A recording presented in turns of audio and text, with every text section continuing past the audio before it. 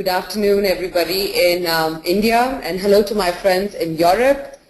We are happy to bring you the second edition of the Innovation through EU-India Knowledge Sharing, which the European Business and Technology Center is co-organizing with our partners across Europe and India to create an open platform for sharing of activities, thereby creating opportunities for sharing knowledge and building innovation. This afternoon's program will be focused on Climate-KIC, which is a program of the European Union, and I have a I have an amazing guest this afternoon speaking about the Climate-KIC framework activity, and I'm going to hand over to him in a few minutes.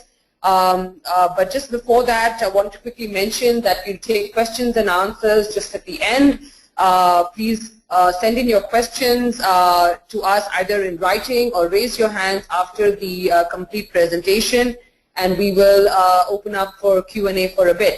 So over to the theme of today, and a presentation by Mr. Franz Nauta, who's the Deputy Head of Entrepreneurship of the Climate-KIC Network.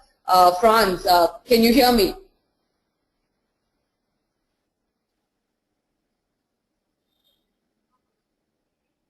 Hello, Franz?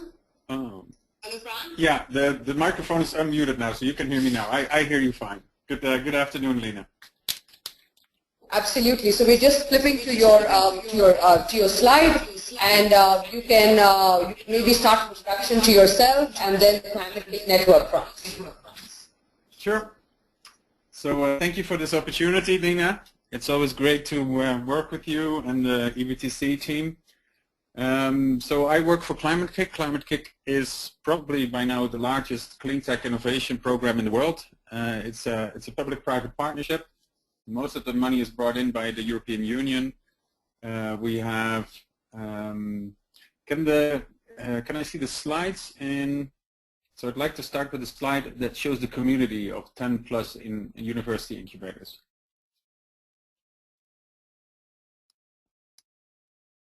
Is that up? I can't see it.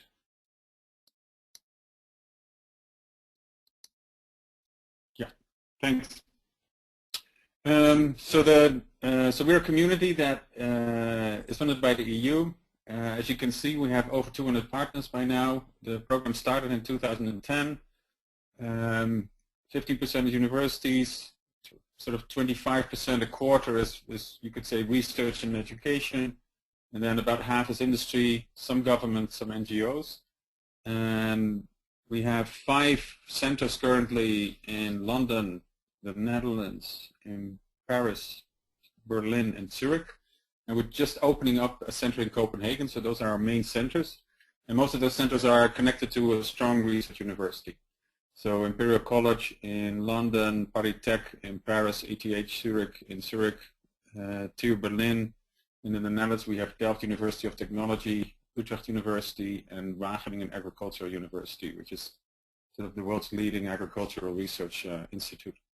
So really strong knowledge on board, lots of industry interest, and we typically do 3 things with those partners. The first thing we do is we have about 50% of our budget allocated to innovation projects where businesses cooperate with research institutes and university researchers. About 20% of our budget is for education, and that's the money we spend for students to give them an honors program where they can learn about climate change and the potential that is for new businesses there, and trying to show them the opportunity of becoming a clean tech entrepreneur. And then 20% of the budget, or 10% of the budget is overhead, and then 20% of the budget is where I come in. That's the Entrepreneurship program of Climate-KIC. And we are basically you could call it a real-time business school for doing a startup. And as you can see on the next slide, the framework that we're in, we're part of the European Institute for Innovation and Technology. That sounds like a large building, but it is mostly a budget that is allocated to these networks, these public-private partnerships that are really excellent. And we have 3 of those networks right now. We call them knowledge and innovation communities. So one is on ICT, one is focused on energy, and one is focused on climate. That's the one where I work. And you can see that the budget in the EU for a innovation agenda has increased dramatically. So it's 80 billion until 2020. Of that, about 3.2 billion is for EIT. The yearly budget this year of Climate-KIC is about 77 million. So my working budget is around 50 million, and we expect that budget to grow to about 120 million in the next 2 years, and that will level up. So this has become a substantial effort of the EU to get more innovation in clean tech. Everybody in Climate-KIC believes that this will be sort of the new economy, and so I'm very happy to work in this space. And one of the nice things about working in this space, I see so many great ideas that are almost ready for market, that I'm a really optimistic person that we will combat climate change in a basically a very market-oriented way, which is probably the best way to scale it fast and do it fast, faster than policy. So what is in the entrepreneurship program? If I could have the next slide.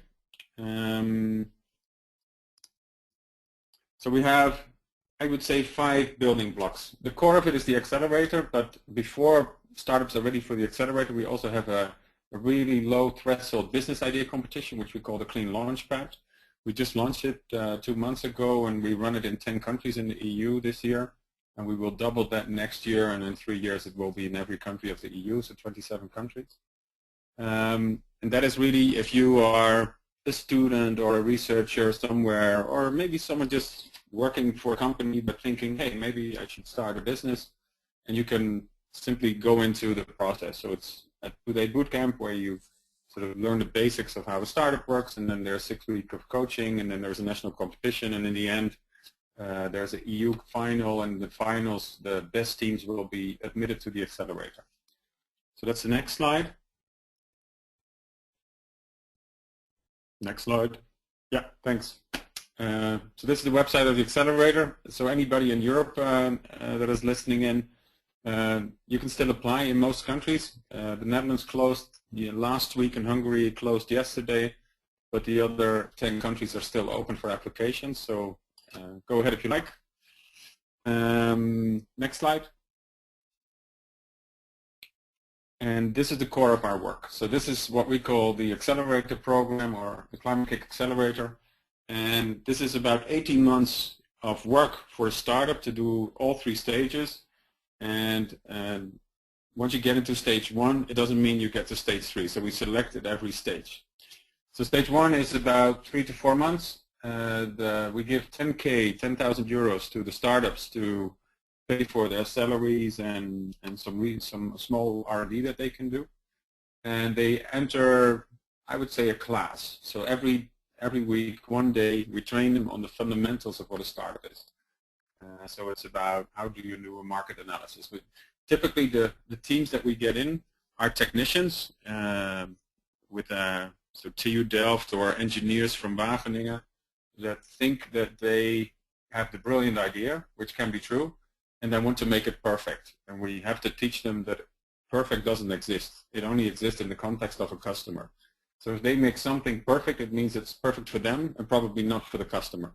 So the first thing we force them to do is get out of their bubble of technology, which is also their comfort zone in general, and start looking at the market and confront the outside world with their ideas and see if anybody is actually really interested. And if there is someone with a real headache, then they have a chance to get into the market. But if the only person having a headache is them, it's probably not going to fly. So that's stage 1. It takes them 3 to 4 months. If they do well, they can apply for stage 2. They have to go through the review board process again. And then they get into the stage that we call discovery. So it's not allowed to be a single founder anymore, and the company has to be incorporated. So this is the stage where it becomes a little more serious. There's 25K in funding, and that money, half of that money is for travel, because we force them to do around 100 customer interviews, and half of those interviews have to be outside of their home country. And 10 of the 50 outside of their home country have to be outside of the EU. And we really put this in the curriculum because we want to force the teams to think globally instead of nationally. because, I mean, well, India is a really big place. Most people think their home country in the EU is a really big place, but of course it's not. So from the beginning onwards, we train them to think big, and also and part of that is the 100 interviews and 50 outside of their home country. So the search in stage 2 of our accelerator is to find a fit between their product, and a customer. So product market fit. And if they find it, and if they can prove they have some traction, so they have, for instance, a signed MOU, or they have a customer writing them a letter, if you can deliver it on these specs, I'll buy this amount, that kind of proof, then they can enter stage 3, which we call the delivery phase, and in stage 3 they get 50,000 euros, and there we really fine-tune the startup. So it's about the team. Is the team, does it have all the skills on board to execute perfectly? Is the legal structure of the firm okay? There are no sleeping shareholders that can become messy later on? So you want a clean startup on the legal side, or on a team that works really well together. Maybe some IP issues where we can help them with. We've got some vouchers for that as well, so we can co-fund those processes. And we're doing a pilot right now which we call embedded executives. So sometimes we have teams that are doing amazing things. I'll show you one later on. And the team exists of 2 25-year-olds. And of course that is great when young people do amazing things, but in general they don't have enough experience to build a billion-dollar company. So we like to have some gray hairs on board, people with more experience in the marketplace, where someone who's an investor is more willing to put, let's say, over €1 million on the table. So we can also help them in the search of getting more executive power on board. If all goes well at the end, we like our startups to have at least 200K, so 200,000 euros in customer so sales, and or 200,000 euros in funding. And the whole process takes about 18 months. And just to give you some numbers, let me see if that's the next slide. Where is that? Yeah, that's the next slide. So last year we took in about 400 applications. And just to give you an idea, we run this program in 5 countries. So we, like I mentioned, UK, Germany, Switzerland, France, and the Netherlands. So that's all the numbers from all 5 countries. This year we get Copenhagen into the mix, so that number will probably go up. And we also have the European Idea Competition. So we want to have, on average, about 1,000 applications a year from next year onwards. But last year was 400. We had about 100 selected from those 400 that got into stage 1. About 62 got into stage 2, and then about 36 made it to stage 3. And we had some 16 exits from the program. So, and we expect about this to be our funnel, that we lose about 1/3 going from 1 to 2, and we lose 2/3 going from 1 to 3. We think that's probably, we don't know yet for sure because we're running this program for 2.5 years, so it's kind of fresh, but we kind of like those metrics. And then we like from the stage 3 to the investment round or the customer, we like to have a success rate of about 70%. So 100 startups in, about 35, 25 coming out, 25, 30 coming out. That's the idea. Next slide. We support the accelerator with Masterclasses, so we bring in really world-class faculty from the best business schools in the world. Some of those are European, oftentimes it's from the US, where you could see this as a curriculum for doing a startup. And it's 2-day training. We bring the teams in from all over Europe, so it also helps us to build a community of startups in clean tech in Europe. Because we think in the long run our work is to build an ecosystem of people that are highly networked in the innovation startup clean tech space. And all these events really help. Apart from that, it's a great learning experience for them. Next slide. We also run a competition. So I showed you the Clean Launchpad, which is an idea competition. The venture competition is for mature startups, so startups that are close to sales or already have their first customers. We run it in 5 countries. The main offices this year, Copenhagen will join as well, so 6 countries this year. And So there's national rounds in July, and then we have a grand final in Valencia in October at our yearly event. There's some prize money in there, but the main reason why it's interesting for the startups is that they get so much media attention when they win this prize. So this is one of the biggest prizes, certainly in cleantech in Europe. And last year, one of our winners got 1 million hits in the first month after winning the prize. So this is more about exposure. And once they've won the prize, of course, it's much easier for them to get meetings with customers and investors because we validated them as really cool. Next slide. We also travel with the startups, partly to help them search for customers and partners. Investors, it's unlikely because they're really early stage, so you start with national funding, and then when it scales, you might look outside of your home country for funders. But we went to Israel a few weeks ago to look at options there. We go to the US almost every year, so we do that again in September. And in Munich, so we're doing always one every year in one of our European countries. And as you may know, Germany is the biggest clean tech market, probably last year, this year, because next year China will take over that one. So we take them there and help them connect with partners and potential customers. Next slide. So that's what we do. That's the core of our program. And one of the things that we are exploring is if we can help our startups get into markets that are hard to enter when you have a European perspective because of cost structure, because of the governance structure that is less, well, it doesn't really look like we're used to in Europe. So China is interesting, of course, because of its sheer size. The same goes for India. We're looking at Latin America, of course. So there's sort of, we're looking at this picture, okay, so would there be options for startups to scale their business pretty early at the start of their development? Because once they've sort of become accustomed to the landscape in Europe and the sort of market dynamics in Europe, it's going to be quite hard for them after they've done 4 or 5 European countries to go into India, because it's just such a different space in terms of cost structure, in terms of legal structure. So the idea is we bring them into contact with Indian opportunities and with Chinese opportunities really early on. And this is why we have a collaboration with EBTC that we're really happy with. And what we're doing, basically saying, well, EBTC is our partner in India to help you connect to potential customers and partners, maybe even investors. So go there, have a look, and see if there is a real opportunity there for you. And we really like the collaboration. So up until now, our goal for this year will be to have at least 5 to, and we hope 10 startups that come from our European program and explore their options in India. So that is why I basically give this talk as well. And just to give you an idea of some of the startups that we think that have an interesting proposition for the Indian market, let me show you a few. So can we have the next slide? Yes. So this is a good example of a 25-year-old doing something that could grow into a billion-dollar company. This is Thomas, and Thomas was a chemical engineer at the University of Amsterdam that had a very simple question.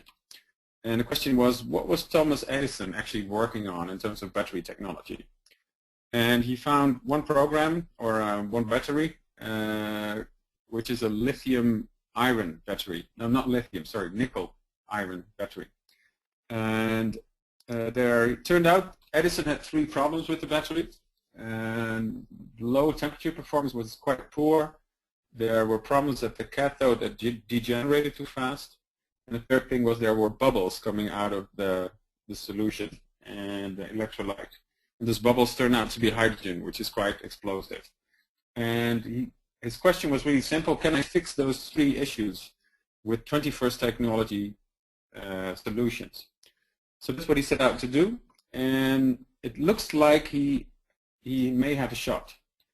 And if it turns out to work out, all of it, there's still a lot of technology risk here, but if it turns out that he figured it out, he solved it, this will be by far the biggest storage, the cheapest storage solution on the market, about 50% cheaper than anything that is now in the pipeline.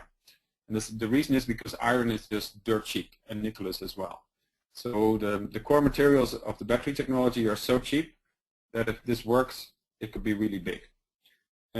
So cheap storage. India, of course, has a big grid problem, getting into solar in a big way. So this might be interesting as a cheap storage solution for India. Next slide, please. This is another startup from the Netherlands in the solar space, on the production side mainly. This company is called Eternal Sun, and what they've built, two students from the Delft University of Technology, is a solar simulator, solar light simulator. And you might think, well, why is that relevant? It has to do with how to improve the yield of production lines of solar panels. The testing right now is done with xenon flashes, but modern solar panels actually are better tested with longer term lighting because they have some boot time. And so what these guys developed, and I think they're both under 30, but already have a customer in India, and they're selling in China and South Korea as well. And so far, no outside investment, so they bootstrapped from the beginning, used smartly all kinds of government grants and stuff. It's a very smart team, really good at sales. What they've built is what you see, the thing that Stefan is holding in his hand. It's the machine where you can put into a solar production line, and it will test your panels. So you can improve the yield of production, and this is really interesting. The most interesting thing maybe even is that they have 4 other markets where they could go. So for algae growth you need light. They produce something close to solar light, so that might be an interesting option. Degeneration of chemicals and materials, like in the car manufacturing industry, there is a high interest there. Also in the painting industry, there's lots of interest in the chemical industry. And all of these markets have sizes over $1 billion. So this could be quite big, even though it's just a testing or facilitating equipment player. Next slide. Well, and it's good to say Eternal Sun is right now teaming up with EBTC to do a market exploration in India. So if you want to know more about them, Lena and Harsha can tell you all about them as well. Next team is Mobile Canal Control. They're actually renamed themselves in Mobile Water Management. And what this team is trying to do, again, you can see really young engineers from Delft. Although the core technology comes from a professor that is around 50, so there's some seniority in the team there. They use smartphones to measure automatically the levels in canals, and they can model the infrastructure of canals and of your irrigation system. So knowing all the water levels in the canal infrastructure, they can give advice on how to open up or close down the gates. And if you use this in a smart way, you could save about 20% of water usage in irrigation. So that's a big deal, especially given climate change and we get more extreme weather, more droughts. So there's lots of places in the world where water is becoming extremely scarce. And they can, with a very simple low-budget solution, they can give you about 10 to 20% reduction in water loss. So that's a big deal. We think this is very interesting for India as well. Next slide. Another team I really like, this one's from the UK. And these guys have done, 2 of them have done a startup before, so this is a pretty senior team. One has a McKinsey background, so they can outperform anyone in the art of Excel sheets. The technology is pretty cool. It's a hybrid solar panel, so it creates warm water and electricity at the same time. And they've already had an investment of over €1 million. So they're looking for countries where they can scale. They're really looking for launching customers to get their traction in the market and sort of prove their technology in the field. And it's pretty simple. It's just a tube. You can put the tube on a roof, lightweight design, so that this is sort of smart and easy, and in a country like India should be really interesting technology. Final slide, I think. Next. So those are my slides and sort of the way we set up our program, the way we're working with India, and I'm very happy to take questions and see if we can help out or collaborate with any of you. Thanks. Sure, great. Thank you, Franz, for the comprehensive presentation on Climate-KIC and some of the tech companies who are looking towards India. Interestingly, Franz came to India for the first time in April 2013. We've had a few exchanges, over the last few months. We've also visited them in Delft in the Netherlands later that year in June, followed by signing up, to a very clear-cut memorandum of understanding, which talks about what we want to achieve. I mean, there are a number of technologies that Climate-KIC is mentoring and bringing to market. There is a lot of opportunity, of course, in India with the growing wave both of cleantech startups in India, the university community, the investor community being very cleantech focused. Also, Indian large corporates looking for technologies from Europe as well.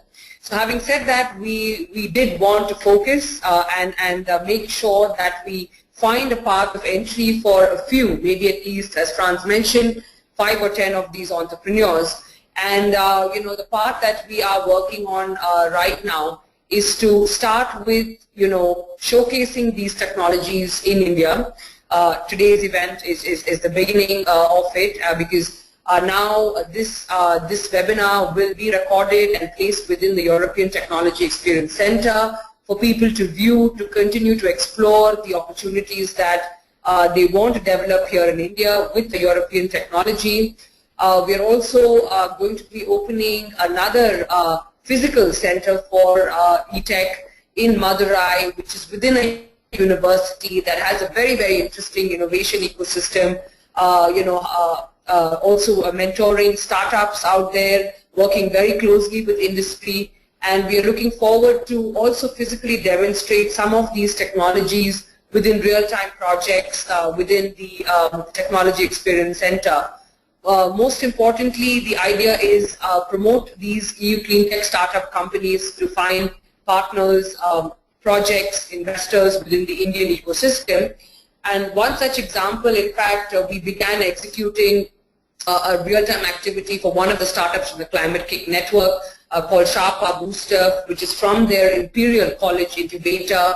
It was a very interesting experience to actually sit across the table with the startup company, understand their objectives, and also find that they can actually improve the economics of their business by finding partners and distributors in India to start with. So maybe if a European company is trying to explore the Indian market, they are not quite sure about how they can raise money to start with. One of the good ways is to first start finding who your customer is going to be in the Indian market, and once you have an idea of who that will be and how much you can grow your market, then actually reaching out to a very strong investor community today that is willing to kind of invest in Indian companies, in Indian projects, even though their actual finance base may be from anywhere in the world.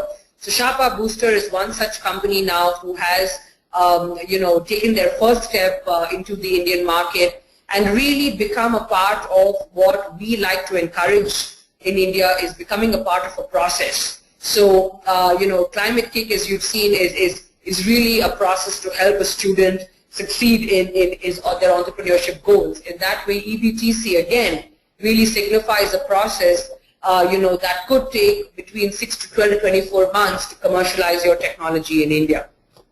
So apart from these very concrete activities, a few of the things we are focusing on now is creating an EU-India innovation zone, where in fact the students, the startups and entrepreneurs across EU and India can actually talk to each other virtually and kind of exchange ideas and create project and business opportunities for themselves. We also want to look at vocational training for entrepreneurs, both in Europe and in India, It could be on the Indian market. It could be on, certain, aspects of engineering, carpentry, plumbing, green tech, all of those kind of things. And also, thirdly, the, looking at brain circulation, I think, by trying to get internship opportunities, both from EU to India and India to Europe.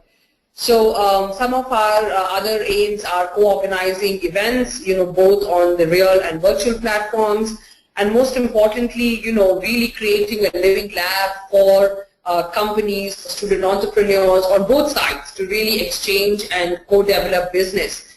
And if you look at all of this, at the back of everybody's mind, especially in entrepreneurs, is apart from the market and how they could potentially localize their technology within the Indian environment, their next objective is how do they kind of rally the investment community. So EBTC is setting up on one hand an investor forum, and on the other hand, Climate-KIC has been planning a revolving fund that can facilitate the operations for these EU-India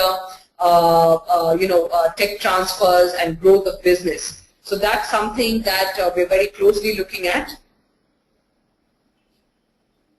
So I very quickly want to kind of mention some of the, of course we just spoke about a Showerpowerbooster as a case study. We've generally seen that, the startups like to come to India initially to explore the market. And one of the things we'd like to encourage the Indian business investor community is to definitely meet with these startups, even though they might be European, they're coming to India for the first time. But these are the same companies who are going to be working with EBTC to find partners, to work on local business models, to work on local manufacturing, and once they have their plan, business plan ready, they would be in a good position to look at getting funded as well by an Indian investor. So that's one of the things we'd like to encourage, is for people to also meet these startups when they come to India. We're also going to be showcasing them on the virtual European Technology Experience Center for these technologies to be explored both by Indian partners and investors. So that's very quickly, the work that we are doing. I think Franz has already mentioned the, four of the companies. If anybody wants to kind of get a list of the companies, we are more than happy to share it with you if you want to connect and talk to them. Also next week on the 25th of June, we are going to have 4 to 5 of these tech companies pitch on the EBTC's technology and opportunity pitch platform live to kind of showcase the technology in real time, alongside 4 to 5 Indian companies who will also be talking about Indian, what Indian companies are looking for in terms of technology, and hopefully we can bring some of these together to make real joint ventures. So on that note, I'd like to, stop speaking and open up the floor to any questions from the audience, and participants on this webinar.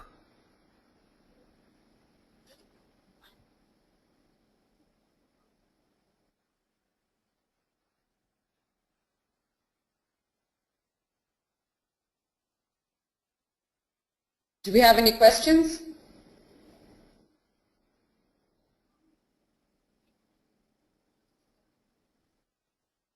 If we don't have any questions, I'd like to wrap up this afternoon's presentation and welcome everyone to view the recording and come back to us with any questions.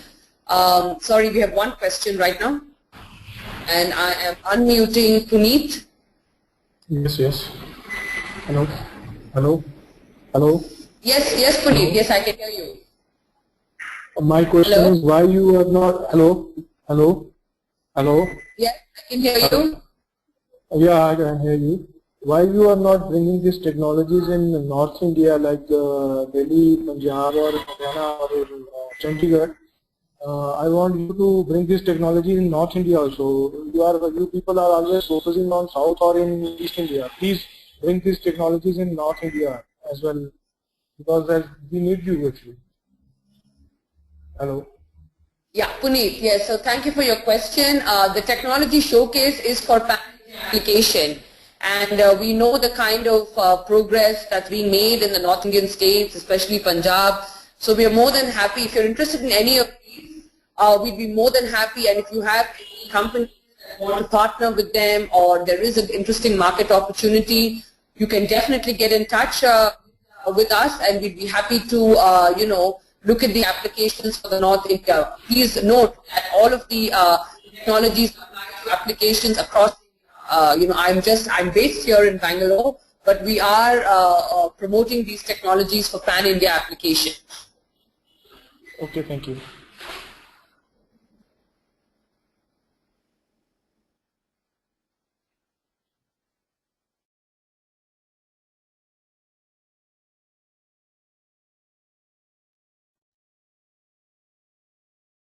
France, can you just unmute France?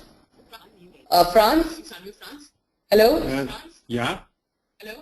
Yeah, I just wanted to Yes, check if you wanted to make any additional comments before we wrap up. Well, any part of India is perfect, so I'm happy to engage. Okay, great. So I think on that note, we can wrap up and look forward to any emails or questions from participants in the future. Thank you, Franz. Thank you very much for joining us from Europe, and thank you to our audience for participating as well. Thank you very much for the opportunity, Lina. It's a pleasure to work with you.